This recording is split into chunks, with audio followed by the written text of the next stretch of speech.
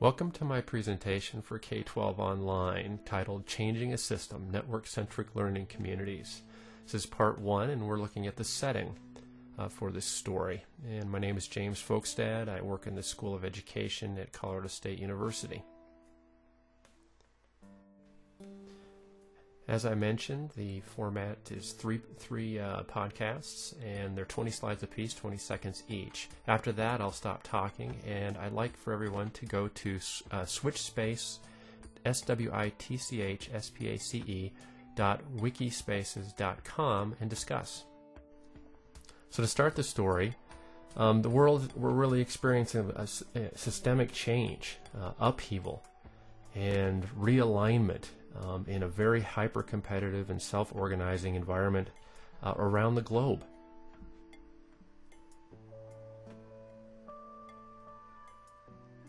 And as educators, we're struggling. Everybody's struggling. We're caught in this avalanche of change. We're struggling to understand the new system, the new ways of organization, and we're really dealing with a system, or working in a system that was designed to educate students in a different era.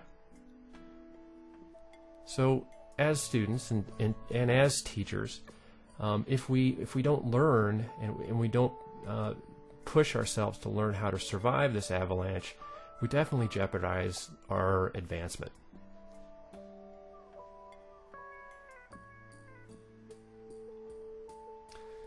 Luckily, survival skills based on collaboration and collective action are emerging, and they're really within reach.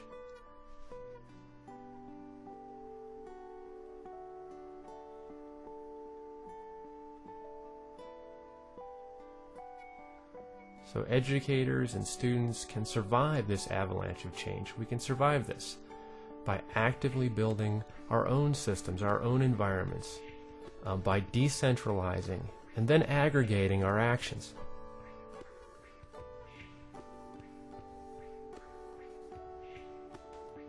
So what is this avalanche of change? It's a change in our environment. It's a major change in our capacity to connect and communicate and to produce. We can produce in so many different ways now. If you want to see some evidence of this, just go out on the internet for a period of time, or you can go to Web 2.0, which you see here, and you can see this explosion of ways we can create, recreate, share, and contribute in various communities.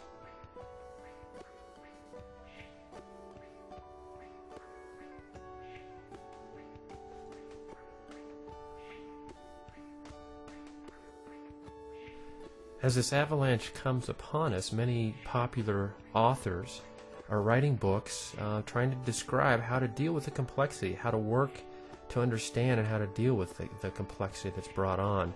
Brafman's The Starfish and the Spider talks about how ideas and innovations come from the edge of the network. James Sorovecki's Wisdom of Crowds talks about groups and how they benefit when members talk to and learn from each other, and how collective solutions are often better than individual solutions. Howard Rheingold talks about how we're just starting to understand these new communication technologies and just starting to understand how to collaborate. In fact, he believes we need a new language that will assist us in collaborating efficiently.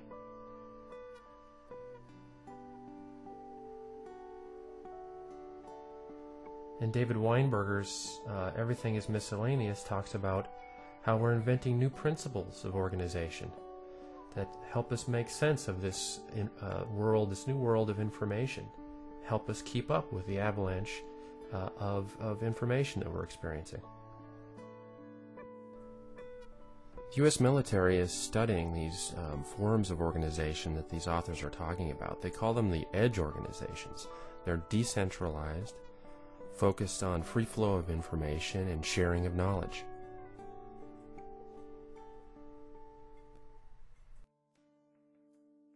Using simulations, they are collecting empirical evidence to see how edge organizations perform compared to bureaucratic centralized organizations.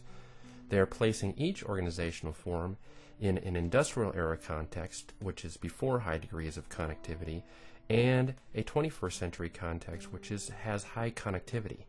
So when they simulated this industrial era context, the edge organizations outperformed bureaucratic organizations on time, cost, and decision wait time, important variables. However, the edge organization required greater coordination work. This makes a great case for learning how to coordinate in this new environment. And the edge exhibited double the risk associated with mission performance. This makes a great case for learning how to deal with risk in this environment. When they simulated it in the 21st century context, what they found was the edge organization performed very similarly. But the interesting thing is that all the other organizational forms showed dramatic performance degradation of almost 100%. So what does this mean to me? It means that there's both empirical and anecdotal evidence that edge organizations outperform bureaucratic organizations in the 21st century. We need to learn to work within these networked or edge organizations.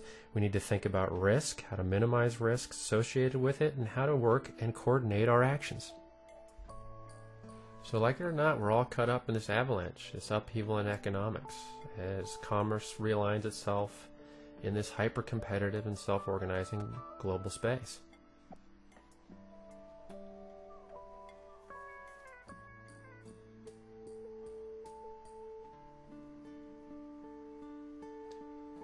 Empirical evidence suggests that in this environment we should seek to enhance performance through improving our network architecture and learning how to navigate in this new arena. Both qualitative and quantitative evidence suggests that the flow of information sharing and learning within an organization has significant impact on performance.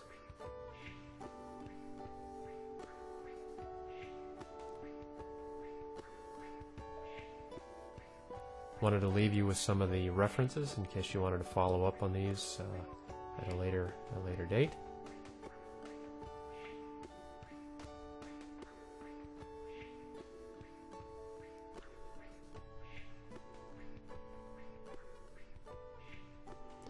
And on the last slide, I wanted to leave you with the URL to the conversation. It's switchspace, switchspace.wikispaces.com. So please join in on the conversation, and thank you very much for listening.